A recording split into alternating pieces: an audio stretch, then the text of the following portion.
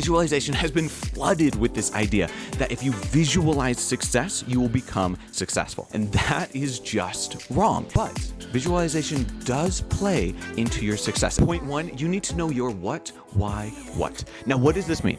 This means you need to know what you're going after, the direction, the thing that you're striving after. Then you need to know the why. Why are you going after that specific thing, as opposed to any number of the thousands of other things that you could be going after? Why is it that you picked this thing?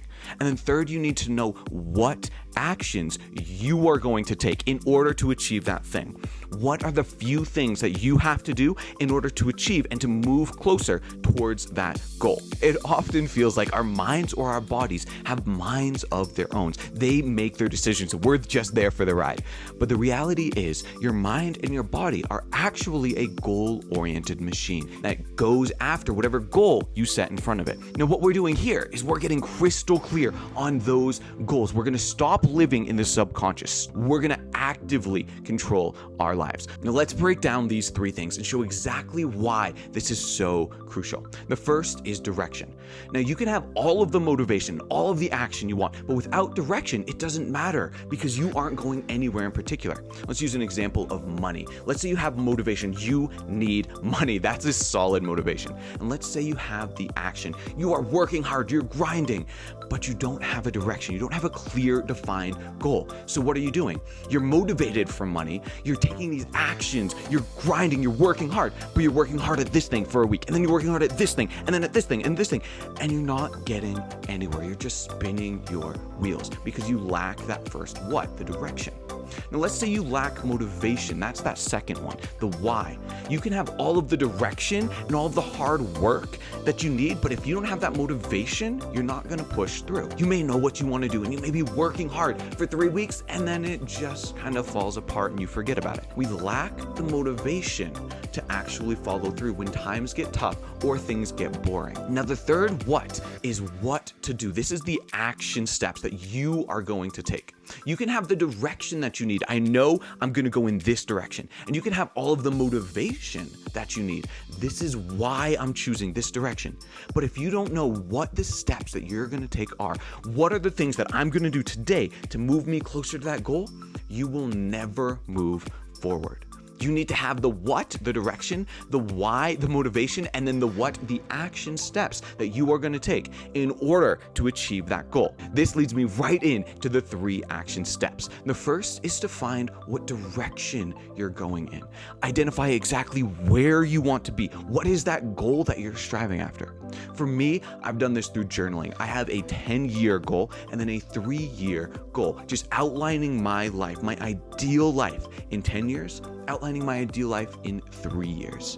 The second step is to find that why, that motivation that will get you to that goal. Why is it that I chose this goal as opposed to any of the thousands of other options? Now, the best way that I have found to find your why is through this process that my co-founder of this channel and I have created, and it's completely free for anyone watching this video right here, right now. I'm going to leave a link in the description below where you can find the free Find Your Why course. It takes about 20 minutes and walks through using the brain and how we can tap into our subconscious and find the golden thread of meaning throughout our life. And there's going to be a link in the description. Go right ahead and click that if you want to learn your why in 20 minutes. Now, the third thing that you're going to need is to know what are the action steps that I am going to take to achieve that goal. You got to think a domino, right? To achieve a 10-year goal, there are thousands of things you have to do. But we don't want to focus on the thousands of steps. We want to say, what is the biggest step that I could take right now to move me closer to that goal? If I am a musician, that often means I need to write music. If I'm a painter, I need to paint. If I'm an author, I need to write, right? Whatever this is for you, whatever your goal is, what are the biggest steps that you can take today to move you closer to that goal? Now, I'm sure you're wondering, what the hell does this have to do with visualization?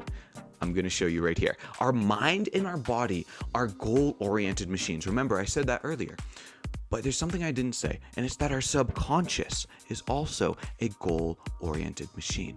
Our subconscious works with our mind and with our body and points us towards the direction. It says, if this is where you want to go, then here, let me align these things so that you can get there. If you don't have a clear and defined goal, motivation to get that goal, and action steps that you are going to take in order to achieve that goal, then it does not matter how much you visualize.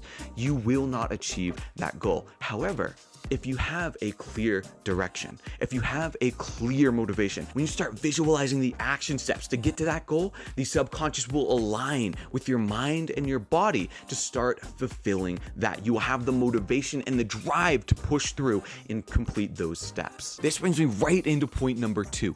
Visualize the process, not simply the end result. Now, most people, when they think of visualization, they think of visualizing themselves as successful. You see yourself driving that Lamborghini, or you see yourself walking across this house, or sailing across the ocean, whatever your goal is. But that is not how to use visualization. Now, is there any pro to visualizing the end result? Absolutely. It trains your mind and your body to act as if that has happened, which is very important. But there is a serious con that no one is talking about. And it's that when you visualize the end result, your body and mind will act as if it happens, and therefore drains you of the motivation needed to take the action steps to make that happen. Now, let me ask you a question. Have you ever told someone your dreams, told someone the goal that you're striving after, said, this is what I want, this is what I'm going after, and you outlined it in detail?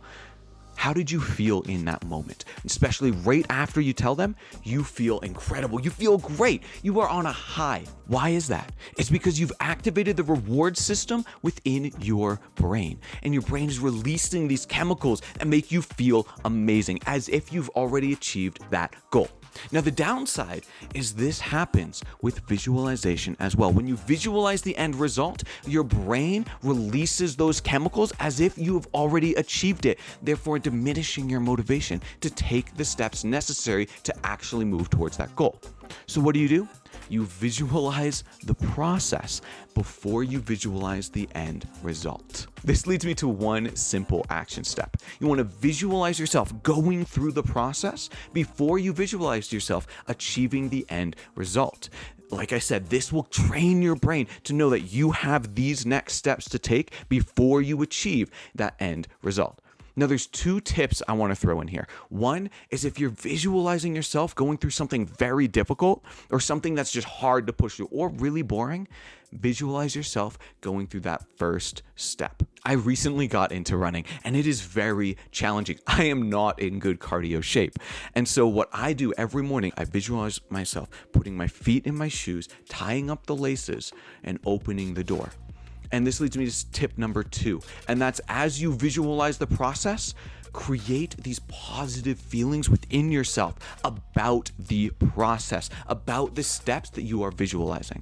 If you're visualizing yourself in the running example, putting your feet in, tying your shoes, and walking out the door, but you feel terrible, you feel negative, you feel resentful for it, then you are simply ingraining those feelings into the experience of tying your shoes. And whenever you tie your shoes, go out the door for a run, those feelings will start to come up. You've then associated or linked those feelings. So what you want to do is associate or link positive feelings to these steps within your visualization. Point number 3 is you need to make the visualization visceral. Use all 5 senses while you visualize. Now, I'm going to show you a clip from video number 1 in this series on why that is so important. Our brains are kind of like computers, and our experiences are kind of like images that show up on the screen. When you see an image on a screen, what is actually there is just a bunch of ones and zeros. It's a unique combination that is then sent to the monitor, and the monitor will translate that so that we can see and understand it. What we see is an image because we're seeing it through a monitor. What the monitor received was a bunch of ones and zeros. Now, our brains are very similar. Our brains encode the experiences, not as ones and zeros, but through our senses, through our sight, the sound, smell, taste, and then touch. What does all of this have to do with visualization? Well, our brains don't know the difference from what we experience in reality and what we see in our mind. There's tons of studies to show how mirror neurons can take what we experience in our brains and actually change our physical body, our physical reality. And one of my favorites was done by this university. And they took a handful of college students and separated them into 3 different categories. You had one that they put through an intense, rigorous workout routine. You had a second group that they said do absolutely nothing.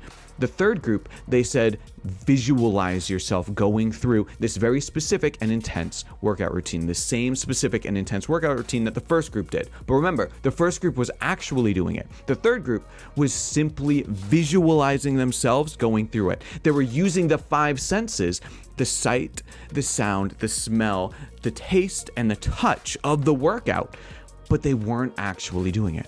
And what happened at the end of 6 weeks is the heavy lifting team, right? That first group that actually did the workout, they gained 36 pounds of muscle. The second group that did nothing, they gained absolutely no muscle. No surprise. But what's wild is that third group, the group that simply visualized themselves going through the workouts, they gained 32 pounds of muscle.